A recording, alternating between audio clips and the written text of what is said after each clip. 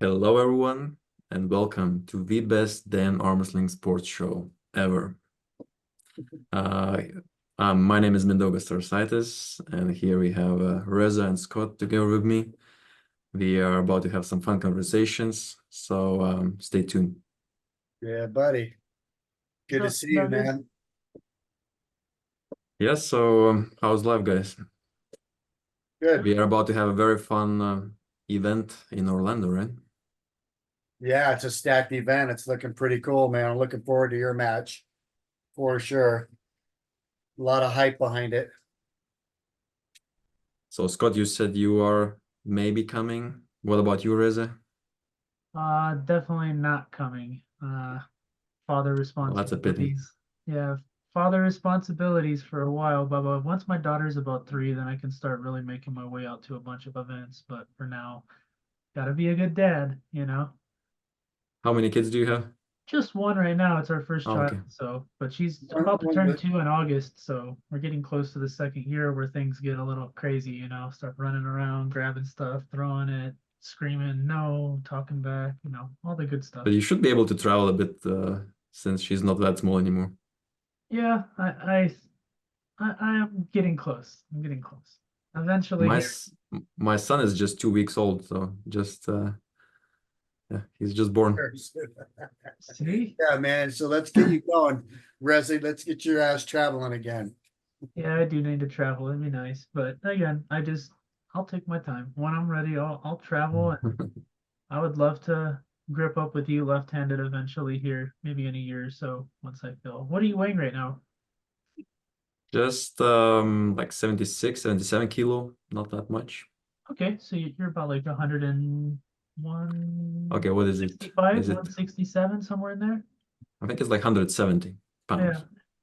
Yeah, so you're right at that 165 class. For the American weight standards, I guess typically we have like Right. 165-pound classes. So Engin what? increased it just now to 170, so I guess it's just kind of perfect for me, but Yeah, that's like a little. maybe I should gain a bit.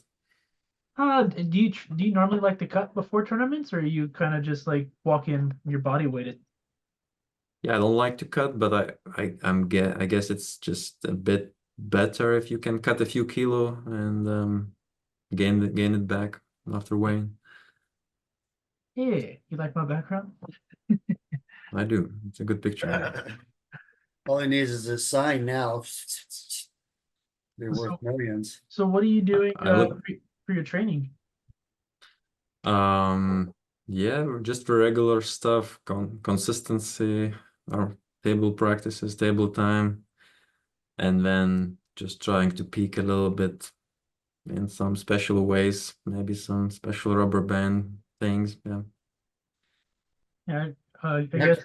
not giving away too much, are you? Not getting No, away it's too. it's smart. That's the wise approach. I guess let's just start from the beginning. What got you into arm wrestling, and is there somebody special that introduced you to the sport? No, not really. I was just lucky to find out that there are some competitions happening, and immediately I knew I would be good at it, so I was excited. So I went and tried and lost a little bit, won a little bit, so How old were you it got when you hooked. started? I was 17 years old, 17. Okay, cool. and I'm 33 now. 33. All right. What is that? Almost 17 years ago. Mm, 34 would be More like 17. 16, let's say 16. Okay.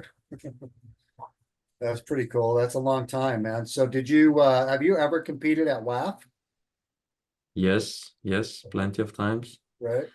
Lately, yeah, I had a very good result back in Kazakhstan last year, World Championships. Managed to win both arms. Nice. And then this year I'm lazy. I don't want to go to Moldova. This year I'm just skipping it. But Yeah. I will come back probably next year maybe. And how do you? I didn't go to either IFA or the WAF qualifier per se for the same reasons. Not so much just lazy, but obviously out of pocket. cost as well. So kind of Yes. sticking to trying to make money off any events as possible. Yeah, it's money plus time. Yeah. You need to be very motivated to spend that amount of resources. Yeah, You unless you're Uh, Tim Talmadge. Tim Talmadge flies everywhere and pretty much, supplies his services for near nothing. So you he's got guys some clamshell in his pocket. you guys don't get state sponsorship where you're located? I'm not getting anything. Originally from Lithuania, Uh-huh. which is not the richest country. They don't really have much money for arm wrestling. Yeah. You're in Copenhagen now though, or you were just flying? Yeah, Denmark, Copenhagen now. But yeah, same in Denmark. I guess the culture is a bit different, and arm wrestling is very new here. So also no state sponsorship, no. And do you But guys, maybe for the better, just yeah, do you guys have a good team out there? How many guys do you guys train with, or is it more a solo project for you? yeah, I remember when I came here 10 or 10 years ago, it was a very small club, just maybe maximum 6 people. And now every single week we gather at least, let's say, 35, almost 40 people every practice. So Good. that's good. That's That's really good. substantial growth now. Are most of them lightweight guys, heavyweight guys, or is it a mixture of people? Or A mixture of people, yeah. We have one bigger guy, one almost 140 kilo now. He just beat Brad Grundy at Arm Wars. Not sure if you saw that thing, but I'm sure you know Brad Grundy. Um, so yeah, that guy's pretty good. And then we have some other 100 kilo guys, let's say, who are also good. And then, which yeah, guys do you think have the best potential? If you were to drop names, for example, which three guys out of your club have the highest potential to make it to the elite level? so we have this guy Tobias Pedersen, who is doing quite well at Arm Wars. Plus, he also won IFA championships under 95 kilo both arms. So he's pretty good. I know IFA is maybe not the highest level, but at the very top you will meet some strong people. So him, Daniel Christensen, that's the 140 kilo guy. And then who else? Then it's a bit difficult to choose the name. But we do have plenty of young talent. Yeah. And what's the youngest age person that's training with you guys? Is there people in their teenage years, or is it more adults? Just this last Monday, I was arm wrestling the one 14-year-old who is really well built, and clearly I can see him doing well soon. He's probably even now he's bigger than me. That's So awesome, man. The younger the better. That's what we were talking about that recently, the age range of you could be, like you said, 14 to 70 years old and still be pretty competitive in the sport. As you know, like Alan Fisher, for one, is still still a threat, at 60, 67 years old. Uh, it's really fun to invest time in something which will last for a really long time. yeah. So yeah. Now, thinking about the technique that you utilize, do you feel that that's, I spoke to, for example, Plowman, and Plowman was indicating that most of the Europeans, they tend to go inside and their careers don't last very long because they do a lot of damage to the arm with the inside technique. Do you feel that a similar perspective, that going out the back door, top rolling, for example, preserves your arm in the long run? Um, if somebody is new and they are not getting much help from someone experienced, then yeah, maybe it's a bit easier to get more damage in the hook, right? But I still believe that like a good coach, let's say, you can probably just be brave and you can do hook, you can do press, you can do everything safely. But somebody just needs to help you a bit and explain how to stay safe. Who do you think is So, like a really good coach? who is a good coach? Yeah. Well, I guess anyone who has a good amount of experience could probably be helpful enough to, I Yeah, don't yeah, knowledge is key, obviously, knowledge and experience. Obviously, the longer they've been in the sport, yeah. the more knowledge they're gonna have to offer. But of course, I keep hearing that even some very experienced people would sometimes say that you better start with a top roll and kind of, and later on transition into a hook more. But okay, but I would still say that I think it's still safe enough if you do it correctly. And it should be done in my mind just to keep things balanced. Yeah, Yeah, you have to be versatile, right? Because if you can't, you have to be. if You you have to can't be. top roll, you better be able to carve in there or a hook or do something to get in the match. That's what's No, cool about the sport too, right? Is obviously strategy, knowing how to be versatile on the table and be able to get back into the match. Um, that's key. If you can't do that, then you can't just be one way and be lopsided. Somebody figures that out, then you're in trouble. and of course, initially having a good main move is still very nice. You can just simply work on that thing. But you should not really let the other styles get behind too much. You're saying it's better to be well-rounded versus focusing on one strategy or technique. Mm. No, Maybe you might even get more injuries if you let your hook get too much behind or let your top roll get behind.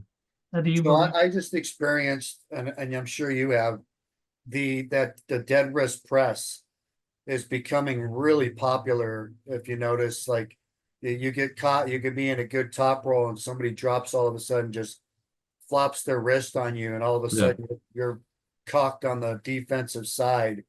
It becomes really difficult. Like when you get in that position, what's your mind frame? Like, what are you thinking that you need to do to win the match still? So yeah, I think I'm very, very proud now to myself, let's say, because I think that I understood finally how to fight that style while being a top roller, let's say, because it took me forever. It always felt like it was the worst opponent is always going to be a flop wrist presser for me. But finally, against during that match against Daniel Prokopchuk, not sure if you saw it, but it was on East versus West quite recently this year, I think. Oh yeah, here we go. So before the match, I was really preparing my style, making adjustments just so I could finally resist him properly. And it was good that I knew exactly how bad it felt to fight against him from the matches before. So you guys have pulled plenty of times over the years, and it seems almost like you yeah, guys have like a rivalry, where it's like you guys definitely have strategical moments against each other where one person's able to get an advantage at one event and the next event the other one kind of comes back and you guys are constantly thinking about methods to get past each other's technique and strategy. but in every other match we had before, if I won, I felt like I won by maybe just being a bit too powerful, maybe, and but not necessarily in a correct way. Like and this time, Like a it's chess hard. game right there, man. Huh? It's like a chess game Yeah, right yeah. there, waiting to make your next move, calculating it. I love this. This is like the It best arm wrestling right here. it's a bit difficult to see what exactly I am doing, but if you notice, I'm really turning my whole body to towards my winning side. Yeah. Because that's the only thing which allows me to be efficient enough and Yep. outlast the guy. Because otherwise, if you are a bit too square, automatically like him flopping like that forces me to use my muscle too much, and then I might have a few good surges to the pad, but it's super difficult to finish the flop first press like that. So you really have to just try to get your shoulder behind and try to start pressing a little bit. If you can see, my left arm is almost completely straight. And I think like if my arm was longer, I would like to even turn myself more, but otherwise I cannot really reach the pad anymore. Oh yeah, you can see it. Like you said, your shoulder is so crucial in keeping it, if not even, definitely behind just a Yeah. little bit. Because once you go on the other side, it changes everything. And you can see how much you're fighting just to keep that position of not letting it get past your shoulder. Yeah, yeah, yeah. But yeah, that's definitely the key. I just lost, like I said, I lost that way and left-handed. I don't have the connection to my lat, my tricep to drag back. So I end up on the wrong side of my shoulder almost every time. And I pay for it. I end up getting pinned with my hand going straight down with the flop wrist, complete control, but not in control because I couldn't get my shoulder behind it. I feel like it's just super difficult for the top rollers to figure out the correct move here, because let's say if I am hooking, it's very easy for me to really lock up, turn my body, use my joints, Yeah. um, because it's still so easy for me to reach the peg, that second arm. And for this move, you really need to. You see, my arm is super straight. I'm barely touching the thing. Um, you really need. It's so hard to reach the peg while also turning my body so much Yeah. to be efficient. Yep. So I could engage my triceps a little bit and start kind of pressing. I know it doesn't look like I'm pressing, but the whole time I actually, Yeah. as soon as I get his wrist, Yeah. I'm actually not pulling back anymore at all. I'm just kind of going sideways, blocking with my shoulder Yeah. and kind of pressing. Yep. You can see you got your whole body engaged to your hip and your tricep, your shoulder all kind of shoving at the same Yeah, time yeah. with your side pressure. I was doing a lot of these JM press exercises to prepare my elbow because I feel like I'm relying a lot of that Yeah.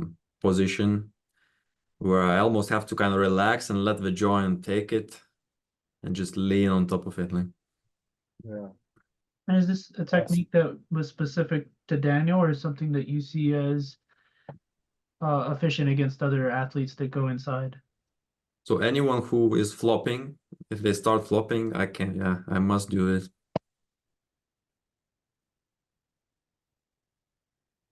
Hook, if somebody's hooking, I'm not doing that yet. I need to get the hand first, and then if I start flopping, then I would focus on getting into this position. And then I'm not in a hurry to finish at all, because I feel like the harder I try to finish it,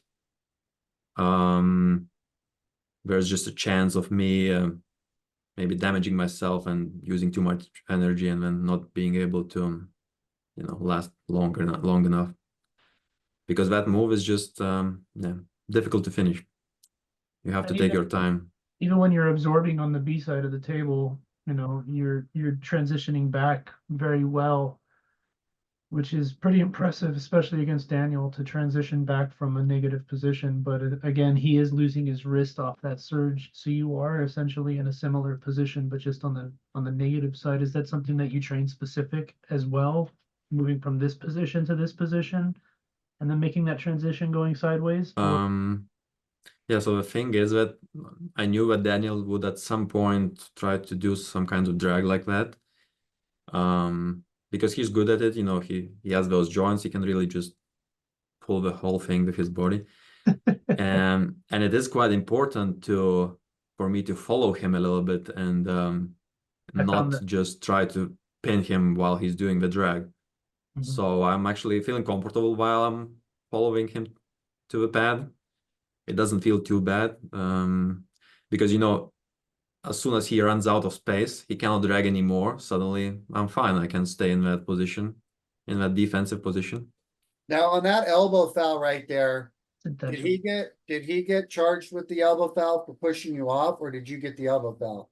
That was just a weird accident. The elbow pad you can see was not Oh, secure enough, tilted up. so he didn't really push me off the pad. Simply since I was, Yeah. planting my elbow into the pad so hard, um, it him pushing a little bit to the side was enough for the pad to just flip around like that.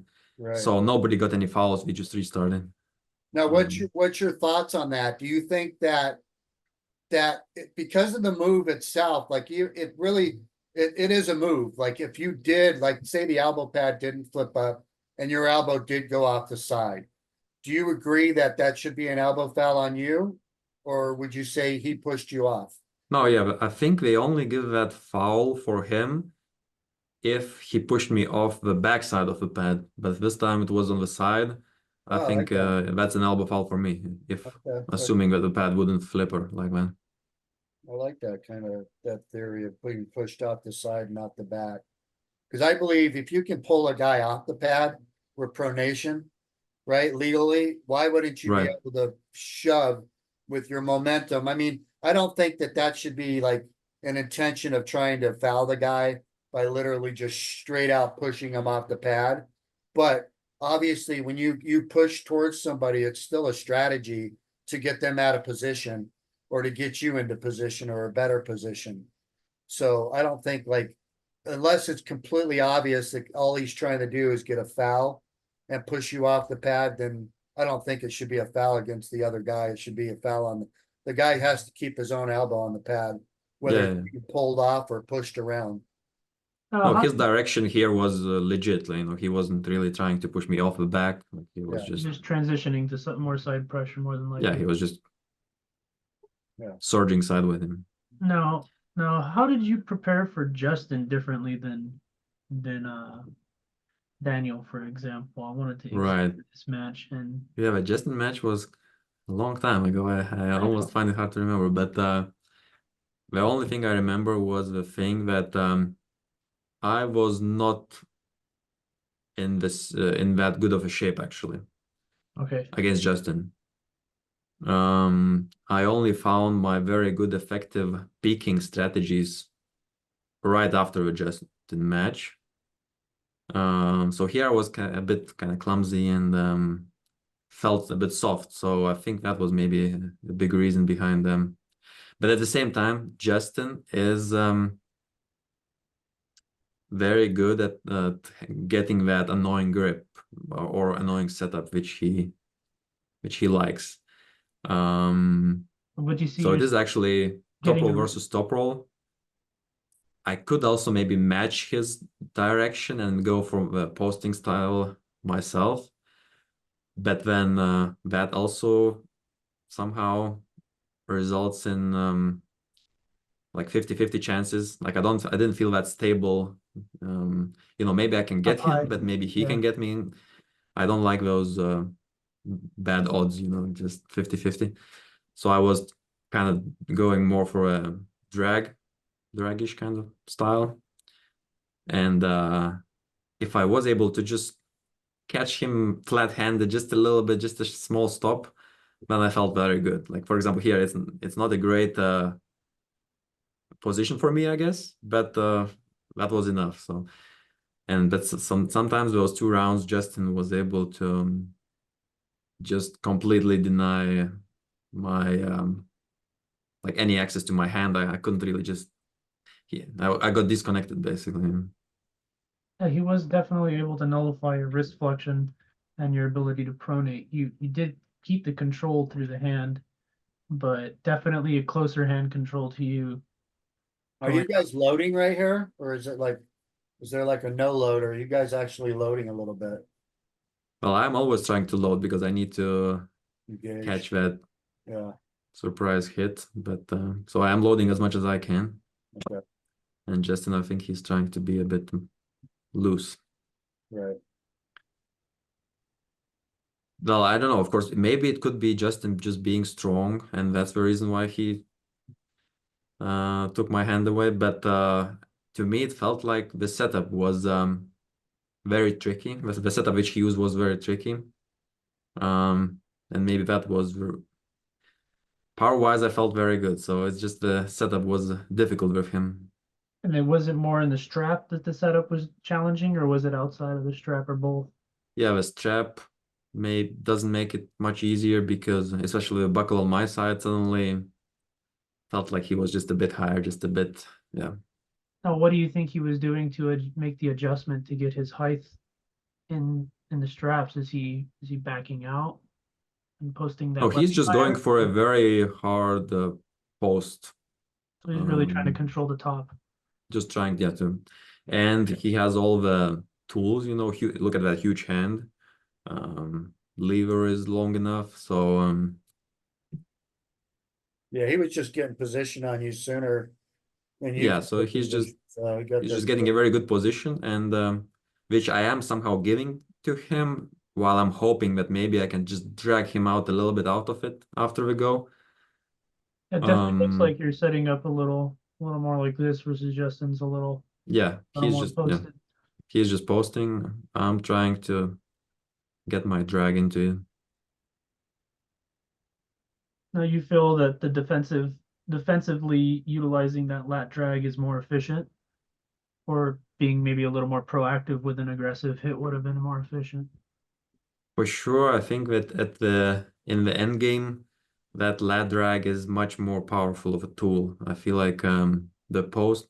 I'm not doing any posting for years now. I don't think that it's that good. It's nice to use it in some amateur events maybe where the level is not as high. You can really get a crazy good setup on the guy, and also yeah, the initiation is strong. But I feel like at the higher levels, it kind of becomes less efficient. So that's why I'm just always dragging. And how long did it take you to figure that out, or what was the big thing that kind of clicked that gave you that perspective where utilizing the lat drag for elite level events is more efficient? I think probably I just met a few opponents where I noticed immediately that the post would not work at all. And I don't remember now exactly, Were they but inside even bowlers, or were they people that you just posted and they counter posted and they were able to take the top control, or no, it was maybe it's the hook guys, for example. yeah, You always risk getting hooked easily if you turned post too inside much. exactly. Oleg does the same thing. Oleg Massimo, like that's his move. Like his first move is drag. He drags so hard right off the bat. Then his pronation engages. So yeah, I definitely think that's super effective, especially if you're strong enough to just pull the guy directly across the table first, separating him and then engaging into pronation side pressure.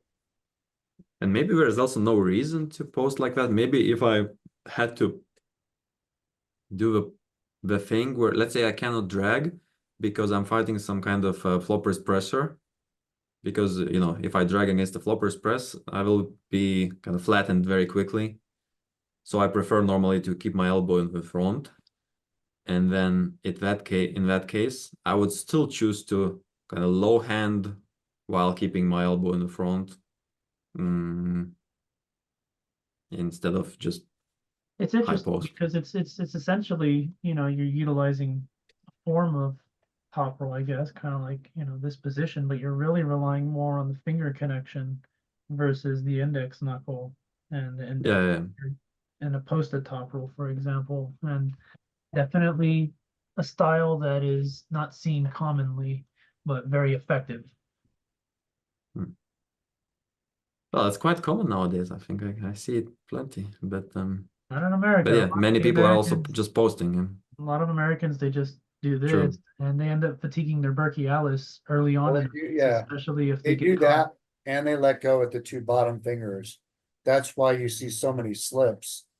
That they're top rolling, either trying to regrip 10 times right off the bat, or they're rolling out and totally letting go with those bottom fingers, losing their grip, and then slipping and then going into the strap. Which, how do you feel about that? Like, how do you feel about like how do you earn getting in the strap? Do you think it's okay to come up, grip up, and literally let go? Or do you think that you should try to at least try to hold on? And if the slip occurs, then you go into the strap. Well, after pulling for so many years at these VAF events, which are pretty high level, I think my brain is conditioned to never hold on in any case ever. So it's just kind of automatic. But yeah, it's a good question. Like, should we feel like it's a good thing to do or not? I don't know. But I know that if I would ever hold on just a little bit, if I would try to, yeah, not let the other guy slip, I would just waste energy, and it would not result in anything good. Just from experience, like maybe and I have tried it many, many times. Never works. It just doesn't work. So essentially, you're saying that holding on is a disadvantage because it fatigues you more in the long run through bigger events. Yeah, you have to use your fingers, and then they get tired quickly, and yeah. Well, then how are you winning your match without a strap if you're not holding on? I'm not.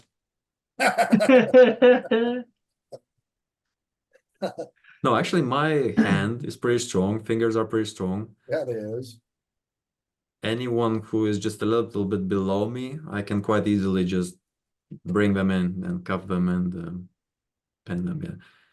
But at that highest level, if I'm fighting someone who is quite a bit stronger than me, I would not waste any energy on squeezing or holding. How did you feel against Engen in the 2018 Zloty, for example?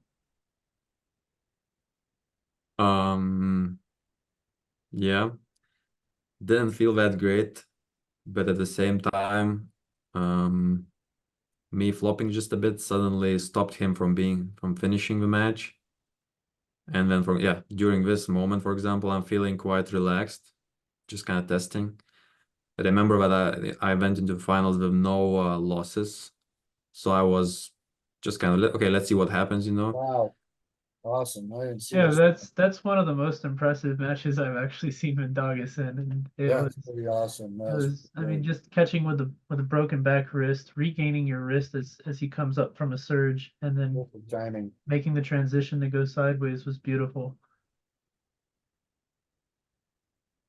Yeah, Now, but of course, you know, let's Engen is still very good. At the time, I think he was coming back maybe from an he had some injury, I problems with believe. his joints, you know, and Yeah. so on.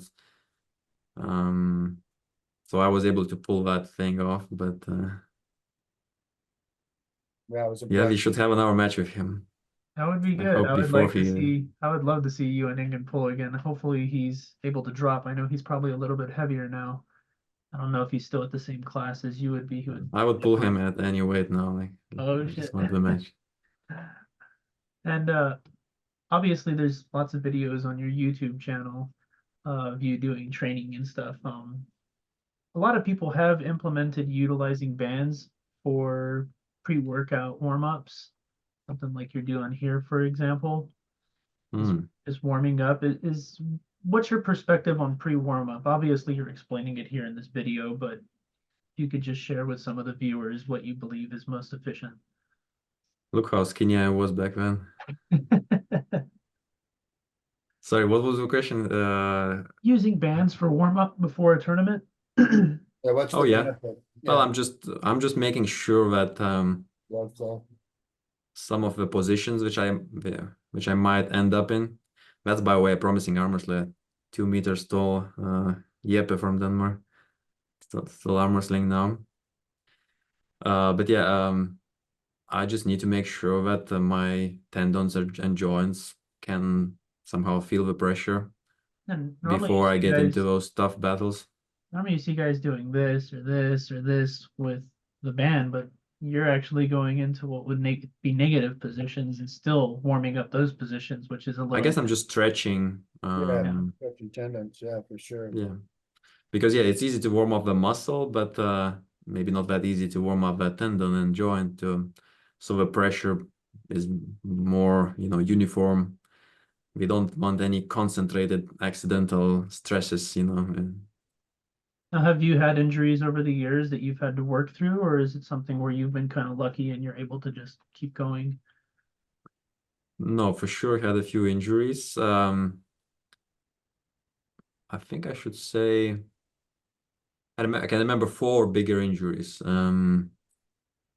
Three of them is me being somehow top rolling like this in my normal way, and then maybe oh shit, yeah, maybe I'm a little bit too much like this, giving that wrist away, and Lost a suddenly little. something pops in the elbow, and my Okay. arm just like goes down without me doing it on purpose. So it happened three times. Each time it took 4 to 6 months to bring that thing back to life. And maybe even longer on the left. Yeah, I think the last time it happened on the left took a few years. And then I also had a weird injury where I was just waking up in the morning. Christmas morning, I went to the living room, took my how is it called? This kettlebell, right? And I was trying to just pick it up and immediately kind of make this move for a kind of post. So immediately as I took it, just something broke in this On area, the backside of the and then wrist. also took a year to get back. But now Little I'm bit. perfectly fine. Now, did you I was gonna go say, for, let's talk about some of the upcoming East versus West Challenge Series matches. go for it, too? Sure. You have a list of them there, Reza, by chance, or no? The Orlando event. I know it's Bishop and Giannis, right? Right. What do you think about that matchup? Somehow I think that Bishop should win this time. Yeah, Um, because the style will probably be difficult for Giannis. Giannis himself was talking about, the last time they pulled, he somehow could not control Justin's hand. And I think that's still going to be the case, except that now Justin is a bit stronger, more conditioned, should be okay endurance, while Giannis is getting a little bit old. I was pulling Giannis recently, and he is strong, but at the same time, manageable. So I predict that Justin Bishop is actually going to win.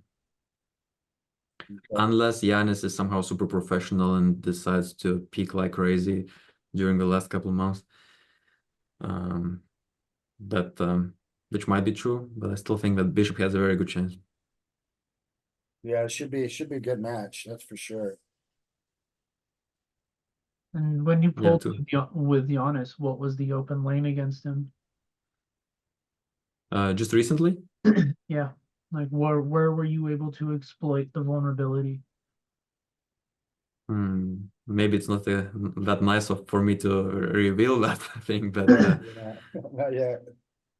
Well, yeah, for there's me more. somehow I feel like I'm able to simply overpower him a little bit, kind of flat-handed, no tricks, no nothing, just catch and drag sideways, and no need to get any special position, just kind of maybe a bit Have more power.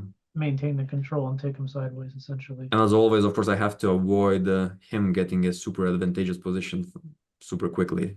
If I can stop him from jumping into his good angle, I just need to get somewhat of a good position, and that's fine.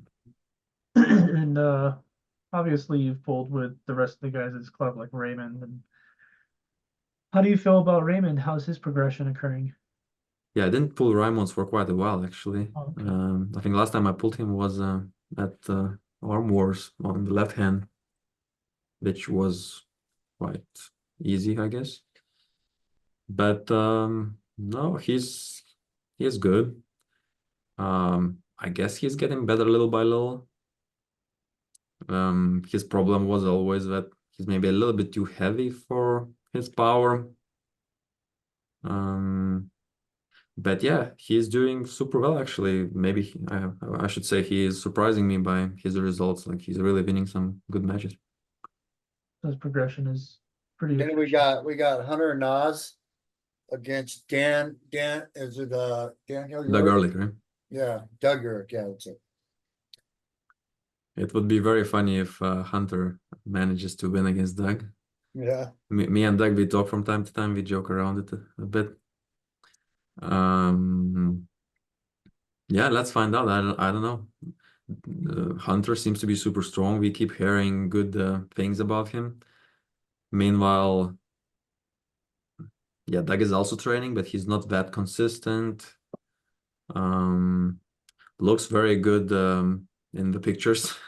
yeah, Super muscular, but this is not bodybuilding, so yeah, we'll practice I that. think I think Hunter has a chance. I Yeah. almost want Hunter to win just so I can see Doug being annoyed. Yeah, buddy, that's funny because I mean, I think Hunter's got a good chance. And like you said, I mean, I haven't seen Doug really competing all that often. And I know he's training with the Bishops and that whole crew of guys is a bunch of beasts. They're all super really strong and good at what they do. But obviously practice and tournament time, it's two different things. So unless you got your game together and you're prepared at that moment, that's going to be the true test, And obviously Hunter's coming in hungry. He's so-called the underdog per se. And yeah, I mean, I look forward to a good match, but yeah, I would have to say I'm rooting for Hunter myself, just because Doug's been talking a lot of smack that he's the best 176 pounder in all of the USA, which I don't agree with at all. So it'll be interesting. I'm looking forward to seeing that match for sure. It's going to be a good one. Yeah, I think Doug is getting hooked. Like, I don't think he's sharp enough to avoid that hook. Yeah, I think you're right. I mean, Doug's got a big hand, so we'll see. But Hunter's super fast, and his cup is so quick Yeah. that if he gets Doug in that position, I think I think it goes all Hunter's way if that happens. Yep, exciting. Yeah. Yeah, I think what's your take on Jerry Cataret and Alex Kredicha? Right. Alex is just super strong and super big now. It's just really hard to bet against him. And I know that Jerry is also saying that he's in okay shape, but Jerry himself is kind of starting to admit that yeah, he's getting old and so on.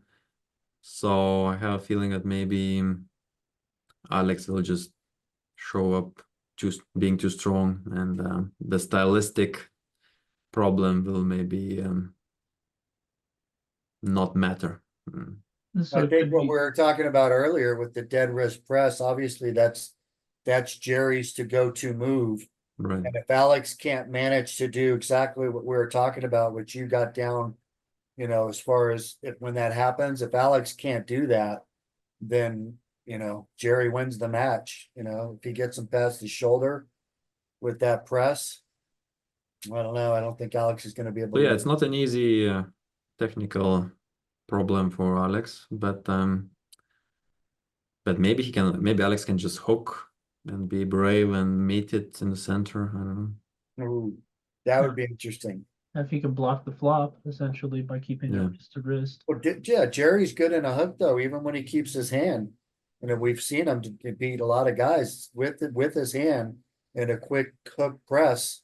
He's good in that position, so It's interesting it'd because be cool to see him lock up. three of the cards I see similar circumstances where Jerry, Michael, and Travis are all three kind of getting a little older. They're going up against younger guys. You got Right. Pete versus Travis, you got David versus Michael, and you got Alex versus Jerry. And it's a situation where, these guys are coming up, they're in their prime. Travis hasn't been, as consistent as he should be. Obviously he's dealing with training his sons and the football camp stuff. But what do you think about Travis and Camille? His last performance wasn't very good. Travis essentially was dominated in his last, match that coming back. You think he has a chance? Yeah, I was making a bit of fun with Travis. If you not sure if you saw last podcast we had on East versus West. But yeah, I guess after that loss, maybe he suddenly is not that confident himself. That he wasn't fighting the trash talk back too much. Like he was just kind of yeah. Um, Corey, yeah, Corey is quite a tough match for him, but also Corey himself is not that confident about his left arm. Um, so maybe Travis still has a good chance here. And then what about Rustam and Paul Lynn? That one I find interesting, and actually that's probably one of the more entertaining ones for me personally. So yeah, Rustam had that injury last time, but then he did come back and fought Irakli, right? Did he fight anyone else after getting injured? I I don't don't think so, believe right? so. No. But his match with Irakli seemed quite okay, actually, right? Mhm. If not the buckle, he really had a He had a good pretty chance. good Yeah. chance, yeah. So I'm guessing that Babayev is already gonna be in a pretty good shape by now. So I think Rustam should take it once again. hmm And then I guess Paul Paul Talbot's gonna be coming back. I haven't seen him pull for a while, but he'll be pulling Varej, which is gonna be, I mean, that's like a brick Yeah, wall. Holy that's a shit. brick wall. It's gonna be awesome, dude. That's gonna be one of the best matches ever. Well, Paulin is saying that Paul Talbot is somehow super good now. So I'm not sure if it's true, but even if it is true, Rash is just a beast. Yeah. Paul's got the ability and obviously the knowledge to out arm wrestle Varej, I believe, because you know how Varej, I don't want to say it's a bad habit because he does it constantly, but he grabs low. Like he literally on purpose grabs low around the hand. And Paul Talbot is, I mean, he's a technician. He's going to drive through his hand. He's going to make Varesh's hand go even further down around his wrist. He's going to get his arm tall. And if he, like we were talking about earlier, getting him past his shoulder, if he can get him past his shoulder, I think Paul's got a good chance of winning. And endurance wise, I think Varesh, I think has a little bit more endurance, but Paul's been known to be in super long matches, so I think it's pretty even. Varesh gives up too much, my opinion.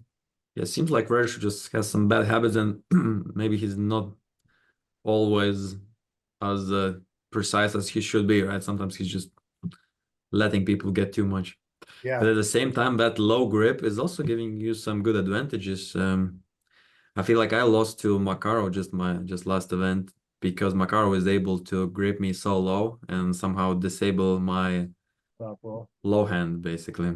yeah, yeah. I mean, So that was another question I had for you, real quick, if you don't mind answering it. So when you set up in the strap, are you like you cocked up? Are you cocked down? Like, do you have a preference of how the angle of your wrist is? I guess I can go up if I don't feel any danger of the guy hooking me too much. But then the more he's trying to really get ready for that hook, I really need to fill up that space. I cannot allow him to just to be loose like this and just close it. So depends on the opponent, I guess. Maybe I'm trying to kind of balance it out, like somewhere in the middle, Right, to make sure that I'm not getting hooked and at the same time so I can still have enough post. sure. Who's Yeah, the low hand is like a good sacrifice to prevent the hook, and then I'm just hoping that I can still regain my hand control, regain my post after One we thing, go. one thing I've always kind of thought of though is when you transition from this to this, you don't feel that there's the possibility that your opponent could transition their start to a high hand top roll and essentially take your wrist back. Yeah, so I think that's the trick. I feel like my hand is strong enough to a point where I can make that sacrifice, and then after we go, I'm still getting it back, basically. So essentially you're blocking through this lat pressure and then you're able to kind of regain the Yeah. position from there. Yeah, after we go, I'm still kind of regaining it. I'm not, Yeah. I don't want, but of course, if I feel that the opponent is clearly targeting my hand and trying to post, I would not be able to sacrifice that much then. So Okay. I would stay somewhere in the middle. In the middle, yeah. Yeah, to me, it seems like it's harder to top roll somebody who grabs you low that has a lot of that side pressure torque. When you try to top roll, you kind of lose control. The only time that I wouldn't suggest it for myself is if the guy's arm's much taller than me and I can't, there's no way I'm going to get over the top of their hand. So I won't sacrifice cocking my wrist down. I'll try to go a little bit higher, but I really feel comfortable cocking it down, cinching the strap up, and then just barely cinching up, and then I feel the strap engage before the go, and I kind of feel like that power of the strap. It's when I Mhm. don't feel it, like if somebody hooks, like I feel the strap's not even on, like it's weird. Mhm. But, and there's some guys that hook with the strap that totally use it, and I haven't figured that out. Like I don't understand that one, but I know Vaskin's really good in the strap, and he still hooks you, and somehow Vosgin's doing this in the strap. Is what I think he's driving down in the Mm. setup and that strap, creating that downward pressure, getting his hand in the better Mm. position in the strap versus like a top roller. They're gonna be doing this, trying to get their webbing up, is what I'm perceiving. And again, against someone like Mindaugas, for example, if he's setting up too much, then you're in a situation where you can essentially high hook him and just try and get him palm up. If you get him palm up, he's in a really bad position because most of the time he's almost palm down. So Yeah, I my goal see, is being palmed down, yeah, like yeah, that. Mhm. I see is the opening for someone like you is essentially when you're here is to try and get you here. Just a little bit palm up, and Yeah, yeah. then you're gonna have to rotate even more to get into that positive position for you versus, when you're going in that high position, it's more about taking the wrist because, but obviously someone like Justin, like if you're going to pull Justin, I personally feel it's the index knuckle. If you can take Justin's index knuckle because he's so focused on that upward pressure, just take that. It's pretty much it's a terrible situation for him. Or even with that high position, just turning him inside. Yeah, Another just turning, maybe yeah, turning him inside is easier. yes, yes. Obviously, again, he's more prone to doing this, and if you have the right hand, you can potentially fight that. But most people are going to want to take the easier of the two Yeah. options, which is not attacking that index knuckle.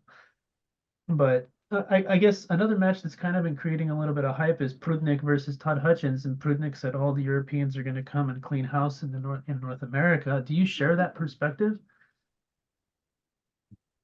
For me, it doesn't matter if it's a European or non-European or American or whoever. It's yeah. I think we are all like a one big family. So Close at levels too, but of course, for East versus West show kind of yeah, business yeah, perspective, naturally of course, it's good have the two to teams. create that team's energy. Like, yeah. How do you think Prudnik will do against Hutchings? Yeah, Prudnik is weird lately. He feels like he's On and off? not at his peak. He's just, of course, he's making funny videos, but he's not. He might be. These guys can get back in shape super quickly, so you never know what kind of shape is he gonna show up in. He Um, looked pretty nasty in his last performance. I mean, he looked. if he's the same as he is in his during his last performance, then he is gonna lose to Hutchings. Yeah, Todd's a beast. I mean, you definitely have to be prepared for him, especially if he's prepared. He comes in, he's ridiculous. No, yeah, that is crazy. Yeah, that It was amazing again, how during the past couple of years he really almost added another level on top of his game. and he's like what one of, I mean, there ain't many guys that can arm wrestle with their wrist at that angle and be so incredibly strong. No matter how you attack him, he just keeps pushing your arm sideways to keep it pretty much awkward for you to almost do any move. So But yeah, that move which he's doing is it does make sense. It's a smart move. It looks maybe a bit weird, but if you work on it, it's a pretty smart angle. yeah, not too many guys can do that. What do you think Yeah, I guess. about Sorry, Devin say it. in the last few years, his development, transitioning into utilizing the King's move for a while, and what's your take on the King's move, for example? Did you say Devon? Yeah, Devin, Okay. WAL, he was utilizing the King's move a little bit, and you see him kind of adopting it and saying it's a part of the evolution of the sport. What's your opinion on the King's move? No, I never recommend doing the King's move because I feel like you always lose that more tight connection if you do that. So it's not like you can have both. You can only have one. You And sacrificed I the would bicep I to would brachialis, yeah. and I would prefer the tight position instead of a King's move. Devon is using the tools which he has, right? Maybe he doesn't understand how to develop those other tight positions. I don't know.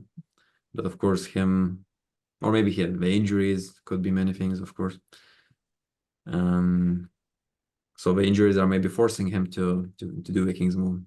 Well, obviously it's desperation. You know what I Yeah. mean? The only time you do it is when you're gonna lose.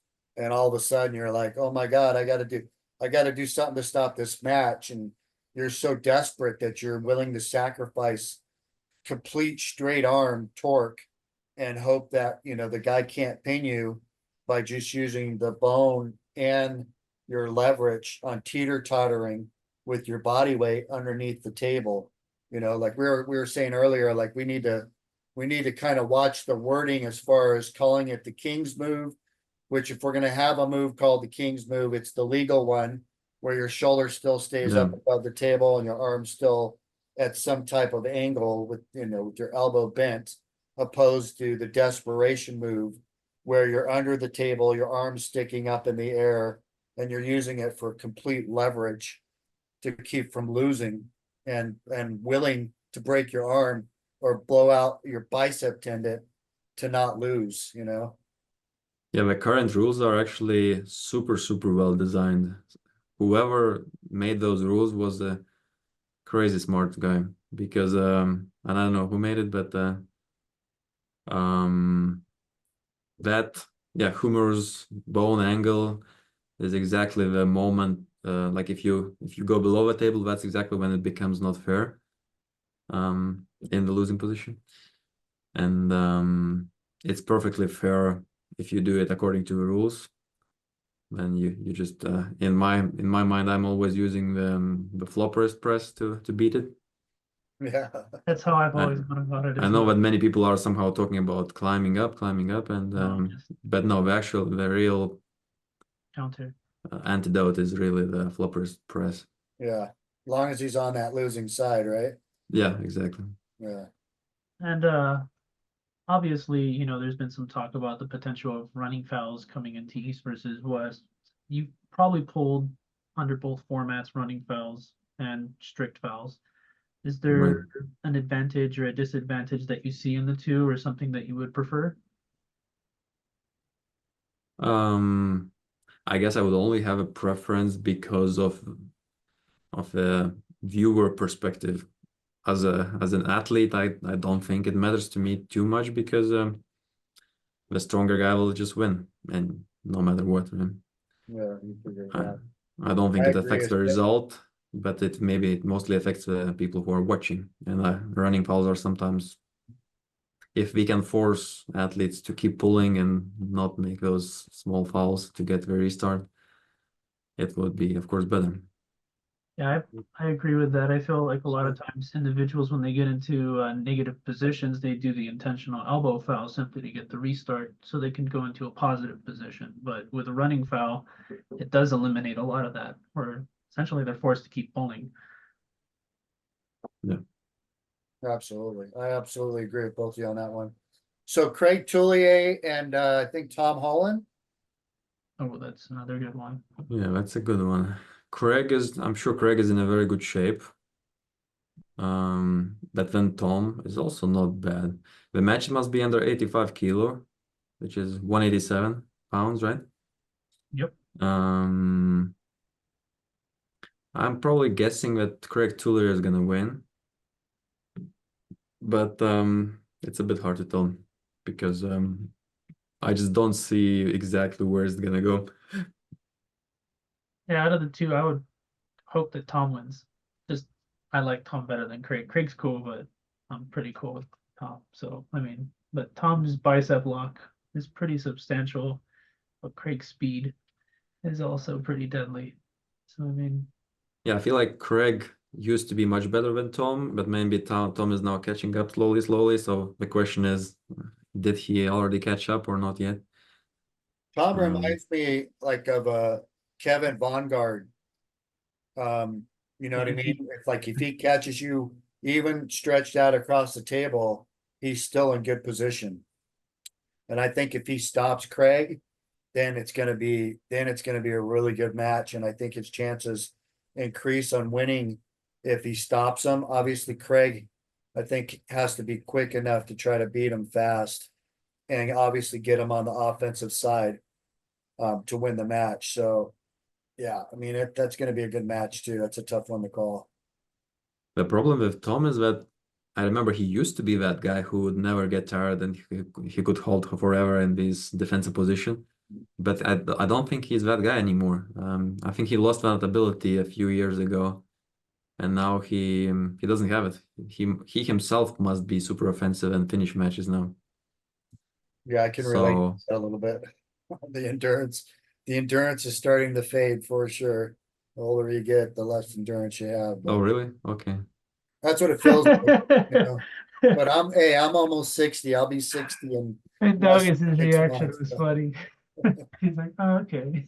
No, I would expect the explosiveness to go away, but maybe endurance to still be okay. But okay. yeah, I mean, I don't do cardio. If I did cardio, maybe my endurance would increase. But I literally don't really do much exercising as far as, helping my endurance. Just the side of arm wrestling, that's about it. Actually, do you incorporate any kind of cardio into your training, Mindaugas? Is it just arm wrestling specific, or are you like running and like I remember one year at Zloty 2 where I went and the team Kazakhstan was on a treadmill at 7 in the morning before the tournament. I don't know if you remember that, but Maybe they were losing weight or something like that. well, No? they had already made the cut. The cut Okay. was already then they were on a treadmill in the morning and I was confused. So I mean That's Your blood weird, yeah. flow. yeah. Not the whole team, but like a few of the lighter guys. For the past year, I was doing jujitsu, and that's perfect endurance exercise for me. Just Now you're doing grappling, obviously. Is it yeah, gi or no gi? I'm doing gi. Oh, so you're building that grip, Yep, gripping on the yep, gi, holding the vest, doing yeah, yes, yes. that's good stuff. That's really good stuff, bro. I How do you used to do a bit. I started with no gi, and then I suddenly I tried gi, and it's perfect. I like it. well yeah, yeah, of course you do with the grip you got. You're like, hey, I can control this guy. Yeah. And then did you so you're a white belt still right now? Or have you Yeah, tried still a white belt, still a white belt. yeah. And then have you tried any competitions in BJJ yet or I was planning to, but then the timing was bad. I think I will try to do one in August after the East versus West event. you're gonna do a gi Yeah, I tournament, want to try. obviously. Yeah, I want to do a tournament. Yeah. I think you'll do good, bro. Especially obviously if you're learning technique, but if you can incorporate, are you going to start with tournaments off the knees? Or are you going to start with tournaments standing up, or you're going to have to No, use? standing up, standing up. Okay, so yeah, And I of would try course, it's a bit, yeah, the master the takedowns are OSA. difficult, but well, I feel okay. I feel quite confident. I Excited mean, about white him. belts, it's the entry level, but if you can get like Osatekari and Hidegoshi, those two throws from judo, Mm-hmm. double leg, single leg takedowns from wrestling, Yeah, and then I should get in, practice those. Yeah. yeah, and you'll be in a position where you're gonna dominate, bro. Especially the Osatekari, you land on the guy with your shoulder. Oh, they're in a world of hate. Mm-hmm. So, all right, back to arm wrestling. Artem, the Russian Turenko, the Russian Oh spy. yeah, Russian spy. Let's talk about him. No, Artem is good. You can find plenty of videos where he's beating strong people. Even like I saw some Storm Chalino and some more big guys. So plus I was arm wrestling him myself. After some East versus West events, and I felt the power. So I'm not expecting an easy match at all. And he's a bit bigger. I don't know. It's I think tough. It's tough. It's you're not an easy more one, you're but I more don't want to lose. technical. You're more technical in my opinion. Artem's definitely gained power over this past 3 years, and he's gone up and come down a little bit, and done some pretty impressive things. But I see you as the more technical of the two. Definitely more technical, without a doubt. Artem's strong. He's got his spots. Obviously, he's kind of perfected that kind of drop down low shoulder post. But I can tell you when he was just at the last Orlando event, he wasn't strong at all. He was extremely weak. I mean, I think he's eating the $50 pancakes right now and not the full pancakes. So he's must have So yeah, been maybe in he is between. limiting himself at the Yeah, moment. yeah, yeah, because he's definitely got to regain. So I'm sure he's training hard to try to get this victory. Mhm. I'm definitely rooting for you. Me and Artem Thank have a you. love-hate relationship, Thank but you. Okay. yeah, I'm rooting for you, even though he's on the west side. Um, you're one of my favorites, put it that way. You're on Thank my you. Thank you. favorite list. So I like to watch you pull. I like your style. I like your fairness, your approach to arm wrestling in general is just that to me is arm wrestling. You're I don't think I've not a seen you lose trickster. your composure actually once in arm wrestling. I don't know if Right. yeah, Yeah. yeah, you're Very pretty relaxed. Very professional. relaxed. Yeah. Just enjoying the game. Yeah, if you were to say who's your favorite arm wrestler to watch, like who would it be, like entertainment wise? Not sure if he's the most entertaining guy, but I really like watching Ivan Matyushenko.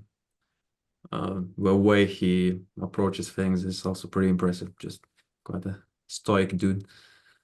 How about Uh, technical? The most technical athlete. and he's pretty technical as well. Like, That's take what a look at his hook, like super smooth. Did you see him hooking Morozo just recently?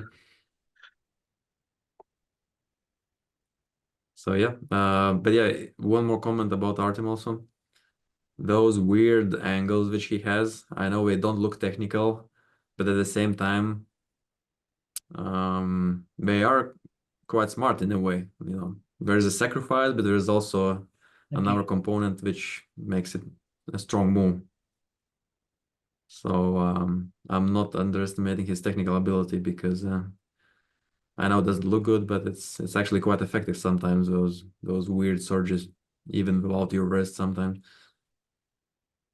Who else is on the card? Oh yeah, So John we Brzenk and Leonidas. Who? yeah, I Leonidas don't and know. John. Who isn't Chance Shaw pulling somebody? I I don't think so. No. No. no. But We yeah, we have talked about Justin. We talked about Doug, and then Jonathan it's Brita versus Imet Imetic. I haven't. I've never. Emric Emmerich. Yeah, Pradinis. yeah. That's another one. And I know Herman Stevens is training with Jonathan Brita. So Herman Stevens still pulls, huh? I don't He know if he retired. polls specifically to train for competition, but I do know that he is working with Jonathan Brita. Jonathan's pretty damn good. I mean, I don't know if he's underrated just because we haven't seen a lot of him, but what I've seen of him, the dude's like, he's almost unstoppable. He's super, super strong and efficient in what he does. You know, we got to see him at Mr. Olympia in 2021, and he cleaned house. Like I don't think anybody slowed him down. But then Emmerich is also not bad. He really kind of killed, who was that guy he was pulling before? Also quite a big American guy. I don't remember now, but the name. Who were we talking? What's his name? So yeah, this Emery guy was pulling at East versus West. That was his first outing, and he was pulling an American guy, quite a tall, Robbie big Topi. Robbie Topi. Yeah. And then yeah, he handled Robbie Topi quite easily. So not sure how Robbie is compared.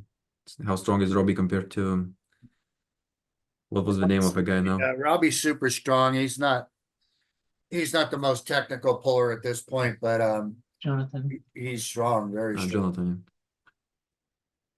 Yeah, but to beat Topi left-handed, I mean Topi's left is pretty it's his money maker, so I mean definitely you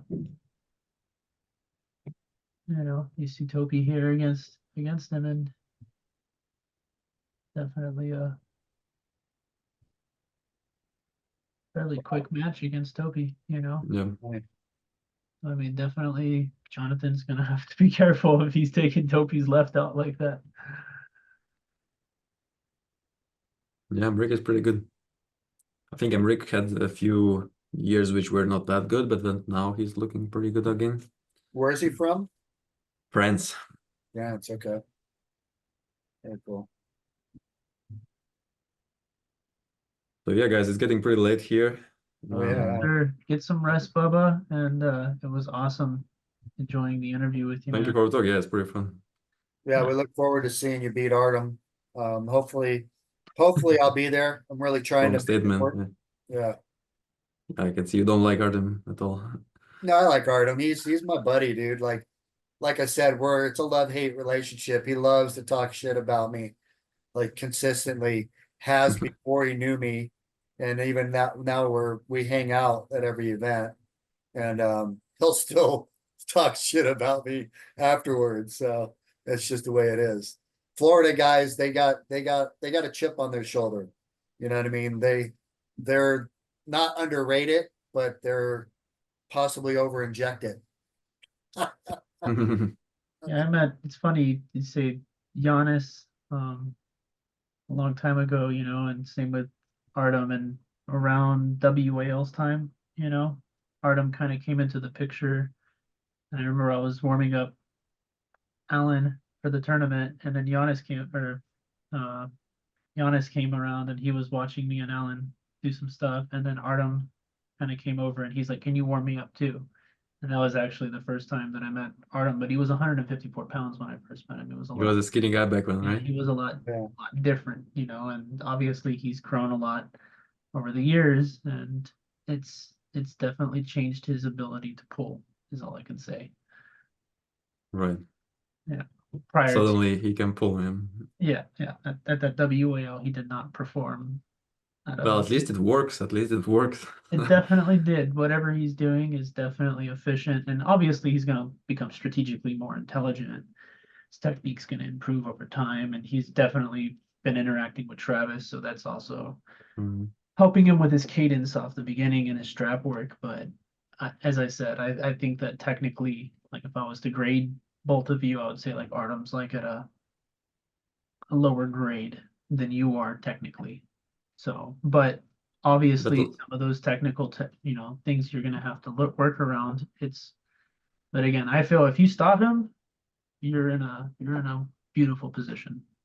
If he's able to get you off the go, then that's something that will benefit him. But also he has to do it multiple times, and I don't see that happening.